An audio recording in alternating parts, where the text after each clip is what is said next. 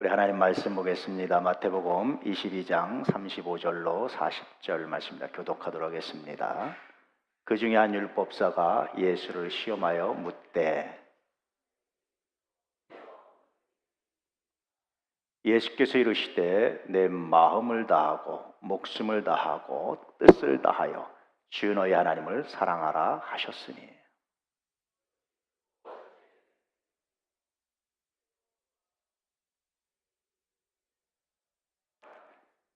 이 두 계명이 온 율법과 선지자의 강령이니라. 아멘. 할렐루야. 여러분 이렇게 사랑하십니까? 하나님 사랑은 그래도 괜찮지요. 이웃 사랑은 쉽지 않아요. 왜 그렇죠? 하나님을 사랑하는 것만큼 라는 말씀이에요. 내게 쉽지 않아요. 왜 그렇죠?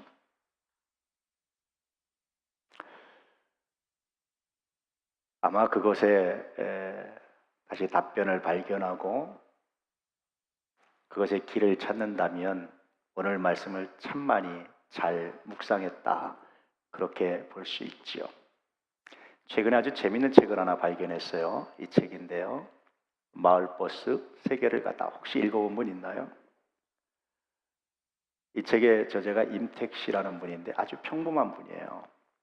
이분이 김포공항 옆에 살았대요. 자기네 마을 이름은 섬마을이라고 하는데 아주 김포 그 들판에서도 외떨어져 있는 외딴 마을이었답니다. 어릴 때 늘 비행기가 떠서 이렇게 외국으로 나가는 모습 보면 어디로 갈까, 무엇을 할까 상상하고, 근데 자기네 마을은 고립된 마을이고 늘 꿈을 꿨대요. 세계 일주를 해보고 싶다. 그래서 이 사람이 그 꿈을 위해서 최선을 다해 살았답니다. 최소한 세계 일주 하려면 자기 가족들이 평생 먹을 거 마련해 놓고 그러고 가겠다. 그래서 50세까지요 정말 열심히 일해서 마련해 놓고 그러고 딱 그만두고 세계 일주를 계획한 거예요. 근데 아주 재밌게 계획을 했는데 자동차를 가지고 하겠다. 근데 그 차도 어떤 차냐면 마을버스인데요, 폐차 직전에 있는 차. 폐차하려고 내놓은 차를 폐차장 가서 사온 거예요. 이렇게 사왔는데 이 차가 낡으니까 현대자동차에다 편지를 쓴 거예요. 내가 당신 내 차를 가지고 세계 일주 하려고 한다. 나를 도와주면 당신의 차에 대한 굉장한 선전이 될 것이다. 실제로 선전 많이 됐어요. 현대에서 그 편지를 받고 답장이 왔어요. 알았다, 오케이. 다 수리를 해줬어요. 심지어는 마을버스는 60km 이상 못 달리게끔 장치가 돼 있답니다.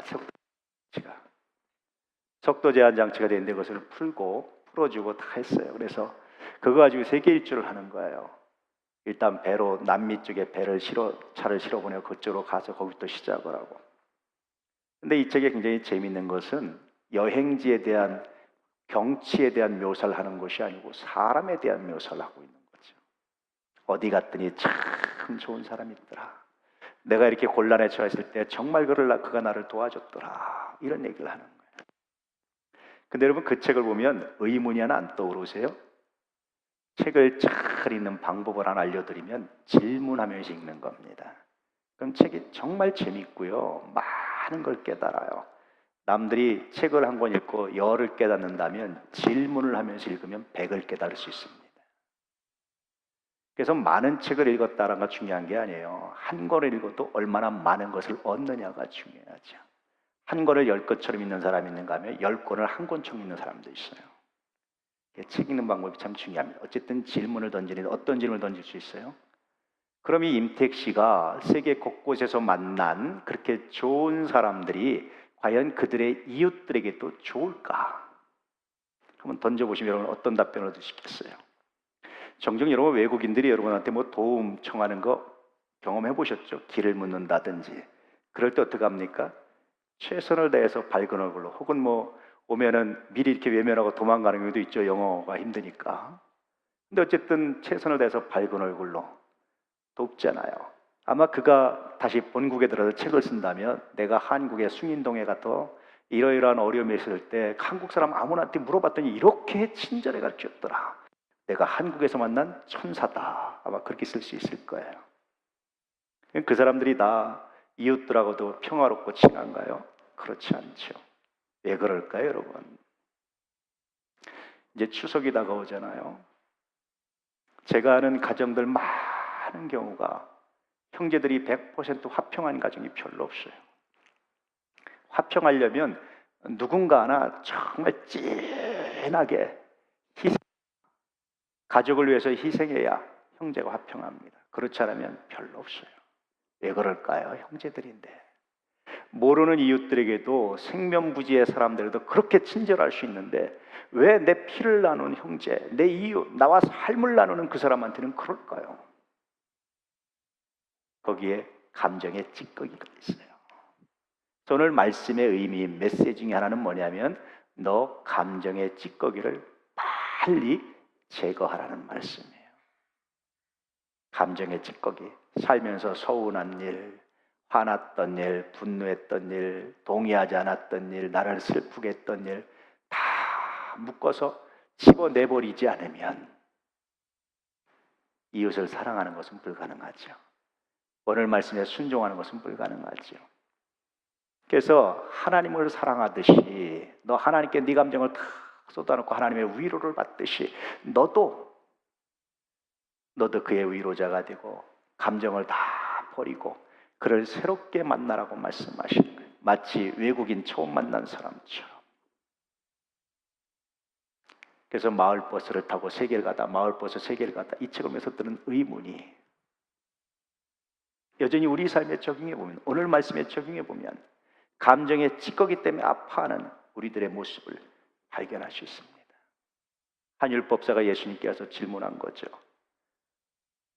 선생님, 율법 중에 어느 계명이 큽니까? 그래서 예수님께서 하신 답변이 뭡니까? 내 마음을 다하고 목숨을 다하고 뜻을 다하여 주 너희 하나님을 사랑하라. 이것이 크고 첫째다. 많은 사람들이 첫째다라는 것을 오해를 해요. 이게 더 중요하고 이게 더 크고 그 다음에 이웃사랑이 종속되어 있는 것으로 착각을 해요. 그런데 여러분 원어적 의미라든지 성서 전체 의미는 등가, 같은 가치라고 말하는 거예요. 하나님을 사랑하지 않는 자가 이웃을 사랑할 수 없다. 이웃을 사랑하지 않는 자가 하나님 사랑하는 것도 있을 수 없다. 그렇게 말씀하고 있는 거예요. 첫째, 둘째는 단순히 순서를 나눈 거지 이게 더 크고 이게 더 작고 그런 의미가 아닙니다. 근데 많은 분들이 하나님 사랑이 더 크다고 생각해서 하나님 사랑엔 더 많은 에너지를 이웃 사랑은 적은 에너지를 그것이 신앙적이라고 생각해요. 오늘 말씀을 정말 잘못 오해하고 잘못 이해한 겁니다. 주님 말씀의 의미는 그렇지 않아요. 심지어 주님은 이렇게도 말씀하시죠. 한번 읽어볼까요? 누구든지 하나님을 사랑하노라 하고 그 형제를 미워하면 이는 거짓말하는 자니 보는 바 그 형제를 사랑하지 아니하는 자는 보지 못하는 바 하나님을 사랑할 수 없느니라. 하나님을 사랑한다고 하면서 이웃을 미워하면 거짓말이다. 있을 수 없는 일이다. 그건 정말 하나님 인정하지 않으신다. 이웃을 사랑하지 않으면서 하나님 사랑 거짓말이고 하나님을 사랑한다면서 이웃을 사랑하지 않는 것 거짓말이고 하나님 인정하지 않는다. 그런 고백은 하나님 듣지 않으신다. 그런 뜻이에요. 근데 다시 말씀드리지만 하나님을 사랑해야 될 이유는 너무나 많죠. 우리의 삶에서. 나를 위해서 독생자를 보내셨어요. 나를 나보다 더 사랑하세요. 그런데 여러분 이웃을 사랑해야 될 이유는 발견하기 어려울 때가 많아요. 그렇습니까 여러분? 정말 그래야 됩니까? 묵상해 보잖아요. 그래서 오늘 말씀은 이렇게 발견하기 어려운 이웃사랑의 가치, 이웃의 가치를 찾아보라는 말씀이기도 해요. 여러분 이웃의 가치가 뭘까요? 이 사람이 굉장히 유명한 사람입니다. 유대인 철학자인데 레비나스라는 사람이에요. 이 사람이 그런 말을 해요. 타자의 얼굴, 이웃의 얼굴이 사라지는 순간 죽음의 불안이 시작됩니다. 내 마음속에서 이웃이 사라지면 그게 곧 죽음에 이르는 길입니다. 죽음의 불안이 시작됩니다.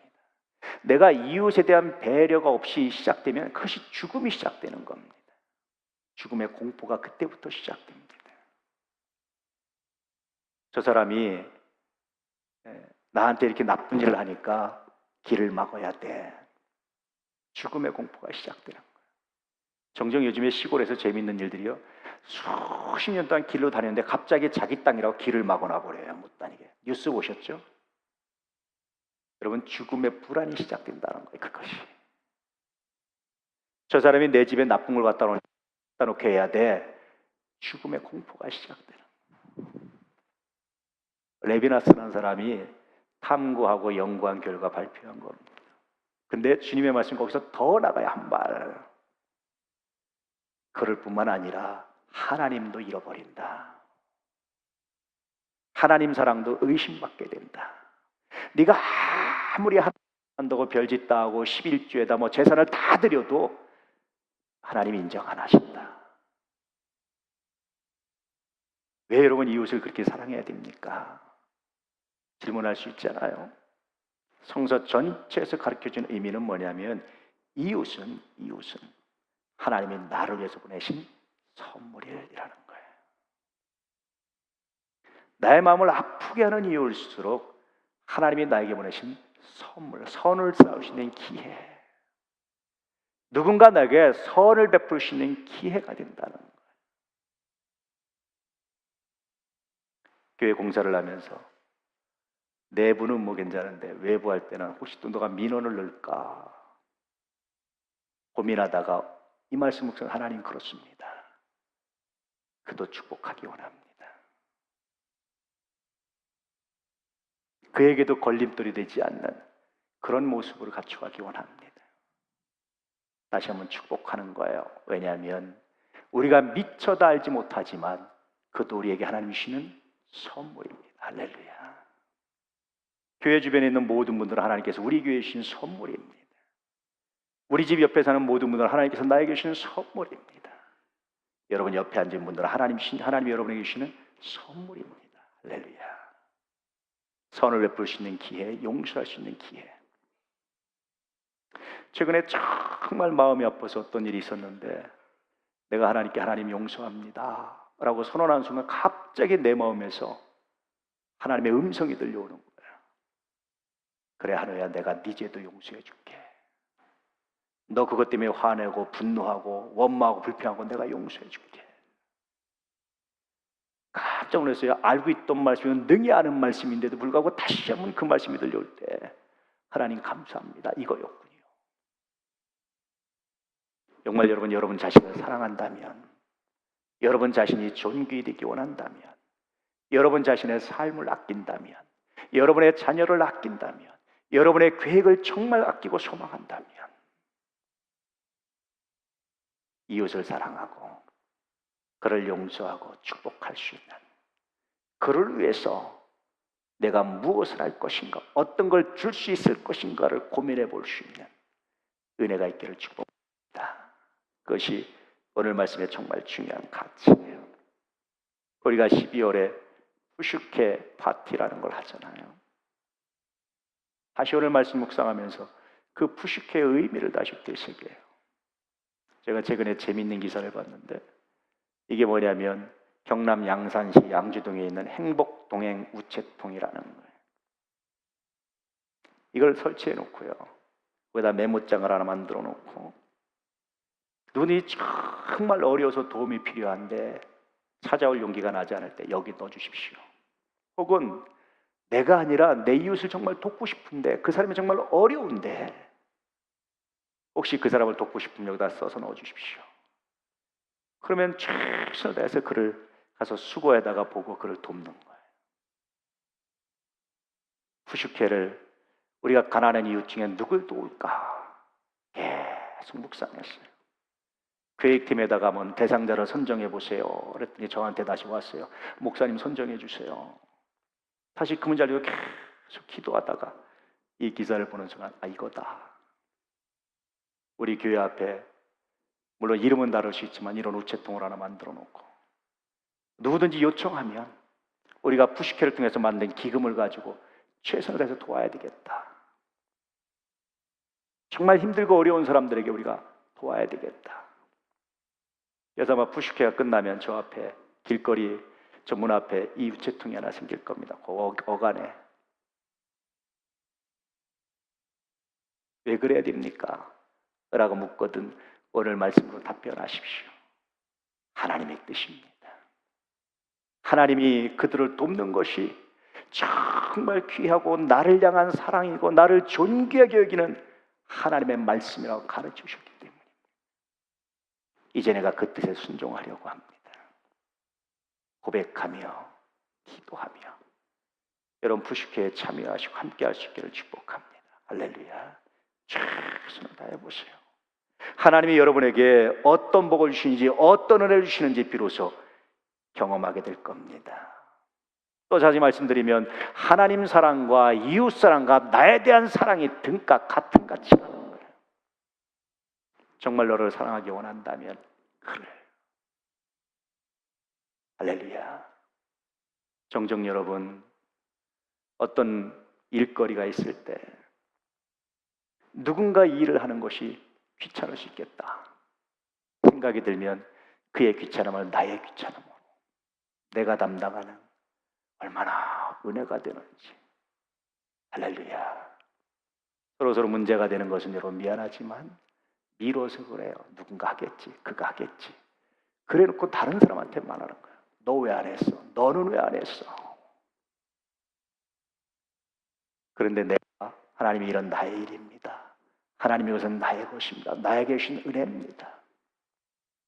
이게 얼마나 놀라운 은혜인지 경험할 수 있기를 축복합니다.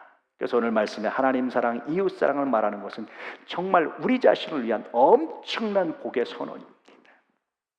들려지십니까?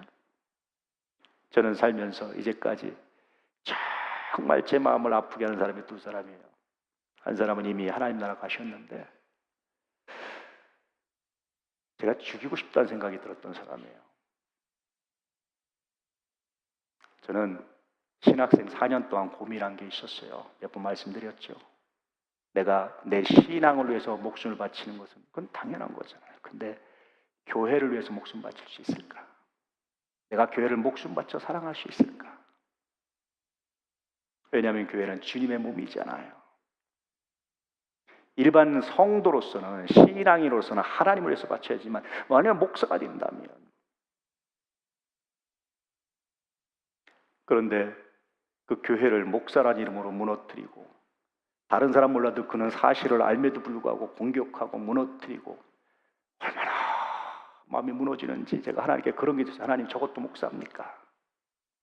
저것도 인간입니까? 그렇게 기도하는데 하나님이 갑자기 제 마음에 아주 강하게 음성을 주셨어요. 안우야 화나지? 화납니다. 그런데 내가 너를 사랑하듯이 그도 사랑하고 내가 너를 위해서 십자가 졌듯이 그를 위해서도 십자가 졌단다. 이 말씀이 들려오는데 얼마나 당혹스러운지. 하나님 그는 가룟유다 같은데요. 항변하면 항변할수록 이 말씀이 강하게 다가오는. 그래서 한참을 맹놓고 있다가 하나님 마음이 그렇다면 내가 가서 화해하겠습니다. 그리고 무작정 찾아가서 화해를 요청했어요. 아쉽게도 거절하더라고요. 그리고 몇 년 후에 병을 얻어서 암으로 돌아가셨어요. 장례식장에 갔더니 그의 부인이 사모님이 제 손을 잡고 목사님 죄송합니다. 죽기 전에 회개했어요. 얼마나 아쉬운지. 슬프잖아요. 또 한 사람은 현재 막강한 권력을 가지고 아주 악행을 해요. 얼마나 마음이 아픈지. 그때 기도할 때 하나님이 똑같은 음성을 주세요. 그런데 아직도 여러분 보고 싶은 마음이 없어요. 왜냐하면 아직도 중단하지 않기 때문에 그저 기도하면서 기다릴 뿐입니다. 제가 섣불리 다가가면 자기 행동이 더 정당하다고 오해할까 봐. 그런데요, 그 와중에 발견되는 게 있었어요. 그것은 하나님이 저에게 주신 은혜였습니다. 너는 살면서 누군가에 이렇게 원망들을 만한 일이 없었더냐? 너의 삶은 100% 정당했더냐? 너의 걸음걸이는 100% 옳았더냐? 자신할 수 없습니다, 하나님. 그런데 네가 그를 위해서 기도했듯이, 용서했듯이 내가 너를 용서하고 내가 너를 복주고 내가 너와 함께 할 거다. 다시 오늘 말씀으로 제가 무릎 꿇어요. 하나님, 그렇습니다. 이웃을 사랑하라고 하신 말씀은 단순히 이웃을 위한 것이 아니라 나를 위한 말씀이었군요. 정말 이게 하나님의 은혜였군요. 내가 왜 이웃을 사랑해야 되는지, 까칠하게 하고 이상하게 행동하는 사람을 왜 사랑해야 되는지, 왜 그를 위해서 기도해야 되는지 하나님, 내가 다시 깨닫습니다. 여러분, 오늘 말씀을 그저 좋은 말씀으로 오해하지 않기를 정말로 축복합니다. 할렐루야. 생명입니다. 정말 여러분 자신의 삶을 사랑한다면 오늘 말씀을 깊이 묵상하십시오. 아프게 하는 형제가 있습니까? 이번 추석에 손을 내미십시오. 슬프게 하는 사람이 있습니까? 반드시 이번 주가 지나기 전에 손을 내미시고 기도하십시오. 화해를 받으면 은혜지만 안 받으면 그 책임입니다. 여러분의 할 바를 하십시오. 그가 받을 수도 있고 안 받을 수 있지만 안 받는다고 원망하지 마십시오. 제가 화해의 손을 내밀었을 때, 거절했을 때 제가 돌아와서 기도하는데 제 마음에 하나님 그런 마음을 주세요. 너는 준비됐지만 그는 아직 준비되지 않았다. 그가 준비되지 않았다고 네가 또다시 비난한다면 너의 화해는 거짓이다. 하나님, 그가 준비될 때까지 기다리기 원합니다. 그런데 그렇게 암으로 금방 갈 줄이야.